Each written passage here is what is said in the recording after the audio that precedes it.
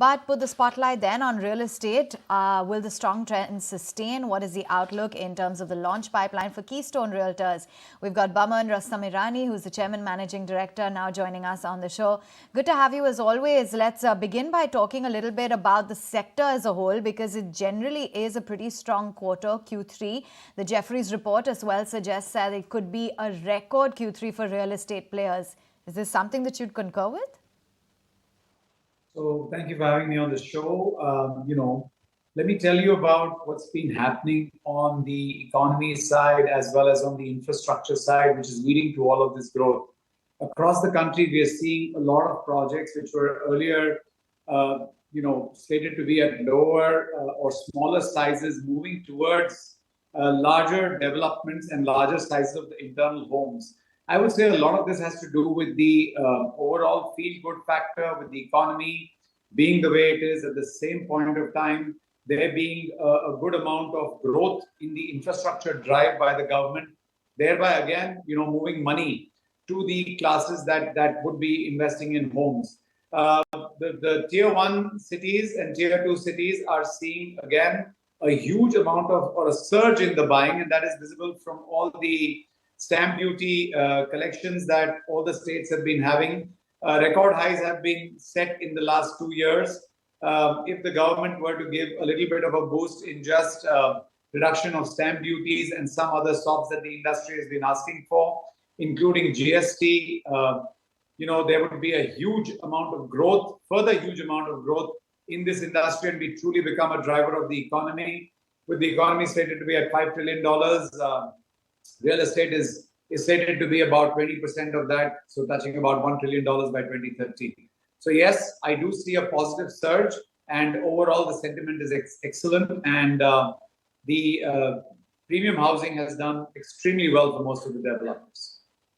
You see the rate of appreciation in mid-premium or luxury, that actually could get arrested while demand could be strong, but the pure price appreciation, what we've seen, let's say in the NCR region, specific pockets of Mumbai, that could get arrested? We do not see that trend, Nikunj. As a matter of fact, what the reports have been stating is that people are moving towards better developments, and in that, in the earlier days when we were more as developers working towards economizing sizes, today we've realized that there's a need for a home to be of a particular size and scale. So in every segment, I would say even the mid-mass, which is the 1 to 3 crore segment, today having a home without a balcony is absolutely unacceptable to my buyers. At the same point of time, having a building, without all the amenities that one would desire in terms of a good life, be it a gym, be it a pool, be it a health center, be it just a place where children can play, has become more and more unacceptable to consumers, and that's why you see a big trend towards gated communities. You see the mid-mass, which is the 3 to 7 crore segment, also rising, and that is, believe you me, the strongest part of the segment. We are seeing premium and super premium continue to maintain its hold. I'm not one who's very keen on continuously increasing prices. As a matter of fact, I believe velocity is the premium that real estate developers are looking at.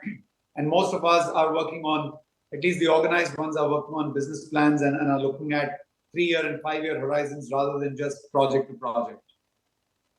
Tell me, how is it that you're going to cash in on this, ride or wave that you're seeing currently in real estate? Of course, many of your projects are under consideration as well. In the next 3 to 5 years, what new project launches can we hear from your stable? So again, thanks for that question. We have a huge pipeline of projects that we are launching. As I mentioned before, Rustomjee focuses on areas which are being driven by infrastructure growth. And towards that, we made a slew of acquisitions in places which we believe are very well placed, at the same point of time, really underpriced as of right now. The Mahim Matunga, Dadar belt being one of them, with the Western Railway line already serving that spot with the Sea Link, etc., which is close by to Mahim. At the same point of time, now with the metros which are being developed in that area, I think 2025, if not 24, will see a huge surge of demand in these areas. And a major part of our acquisitions are there. We have ongoing projects in Prabhadevi. Bandra East and West continue to be a strong growth market for us.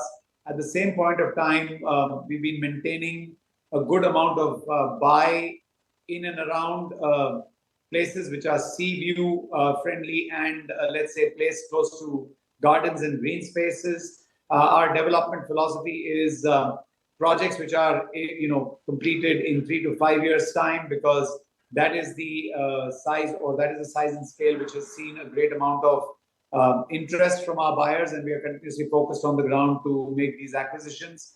We are also large on redevelopments, and redevelopments have opened up across the city. Earlier, they were few and far in between. Today, we are also bidding for projects in the center of the city, premium locations, as I would call it. At the same point of time, we are also looking at premium locations within micro markets. Like I mentioned, green views have a great amount of demand, and we are looking at spaces which are close to large green tracts of land so that we can create premium housing even over there. And I want to just state this, that today, if you look across economies or across various asset classes, whether it be real estate, whether it be automobile, whether it be gems and jewelry, it is the premium segment that is continually seeing a stronger demand, or is seeing a new surge of demand coming in, and we are definitely one of those who's looking at that very, very seriously. Let's say, looking at understanding Keystone Realty, what would be your promise to your shareholders be? Measure the company on land bank, measure the company on million square feet which would be developed, or simply look at profitability? I would say that real estate is a cash flow business. At the same point of time, one has to continuously watch for profits per project. We believe in having a strong operational cash flow. Quarter on quarter, we are very focused on that. At the same point of time, we are expanding our reach to areas with a greater amount of promise in the future, whether that be Dombivli Kalyan belt, whether that be the Borivali to Andheri belt, whether that be our stronghold, which is Bandra, East and West, and now the new markets, which are Mahim, Matunga, Dadar, which I mentioned to you, are really underpriced in my mind and undersought for at this moment in time. Keystone Realtors will continue to foray into redevelopment and maintain its stranglehold on this market, because we believe that the city needs to be revived at this moment in time. We are seeing revival in terms of infrastructure. We definitely want to see revival in types of communities that we create, and newer locations which had the older developments but were sought after earlier are getting sought after now. And we are seeing a huge surge, and we are definitely very active in those markets. My promise continues to be we will be a relevant development partner for most of the redevelopment projects in the Mumbai city and in the MMR region. We'll continue to develop larger tracts of land in excess of 10 to 25 acres, creating townships, at the same point of time creating gated communities.